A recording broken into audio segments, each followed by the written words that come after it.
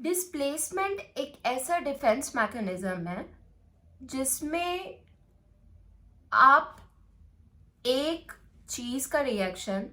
दूसरी चीज पे उतारते हो.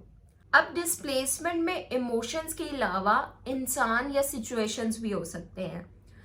लाइक कोई एक इंसान से कोई मसला है और आप उसे नहीं बता सकते, तो आप क्या करो कि मीनवाइल वो जो सारे मसले हैं या क्रिएट कर लो किसी और इंसान के साथ, just to suppress your other problems, other issues with one person. You just start having other kind of problems and other kind of issues with a second person. इसी तरह से situations में ये है कि आपके एग्जाम है और आप एग्जाम का स्ट्रेस नहीं ले सकते, तो आप अपनी लाइफ में कोई और स्ट्रेस ले लो, कोई और स्ट्रेसफुल चीज़ पे फोकस करने लग जाओ और अपनी सारी एनर्जी माइंड की उस पे लगाने लग जाओ और खुद को ये तसल्ली दो कि you are currently busy with some other situation.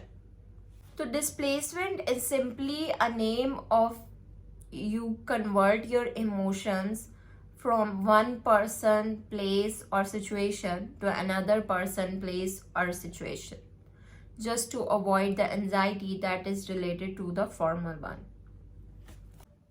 एक बॉस है जो सुबह अपनी वाइफ से लड़कर आया और वो वाइफ को जवाब नहीं दे सका, वो वाइफ को काउंटर नहीं कर सका जो उसकी वाइफ ने उससे लड़ाई की है,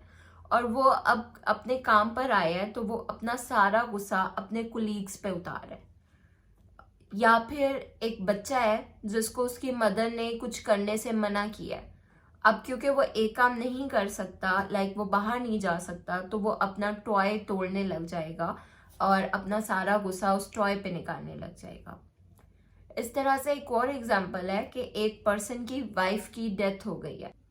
और वो ये बिलीव करने लग गया है कि डॉक्टर ने ठीक ट्रीट नहीं किया था, डॉक्टर की मिस्टेक थी, अगर डॉक्टर ठीक ट्रीट करता तो उसकी वाइफ बच जाती. अब अंदर उसके एंजाइटी जो उसको ये सोचने पे मजबूर कर रही है वो एक्चुअली ये है कि वो अपनी गलती तस्लीम नहीं कर रहा कि उसकी वाइफ की एक इलनेस थी, उसकी वाइफ के लास्ट डेज थे और इन डेज में उसको अपने काम को थोड़ी कम तवज्जो देनी चाहिए थी और अपनी वाइफ के साथ ज्यादा टाइम स्पेंड करना चाहिए था. क्योंकि वो खुद को नहीं डांटना चाह रहा, क्योंकि वो खुद को नहीं मुजरिम ठहराना चाह रहा, तो वो डॉक्टर को मुजरिम समझने लग जाएगा और उसकी नजर में doctor is the bad guy, जैसे उसकी वाइफ की डेथ हुई है.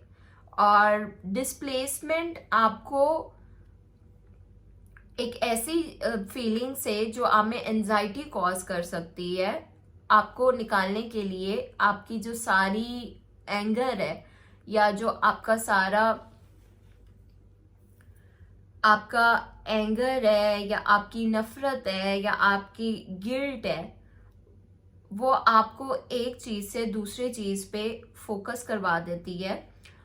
वो आपकी एक चीज से उठा के जिससे आपको एंजाइटी हो रही थी, परेशानी हो रही थी, वो आपको दूसरी चीज पे डिस्प्लेस कर देती है. So that is displacement.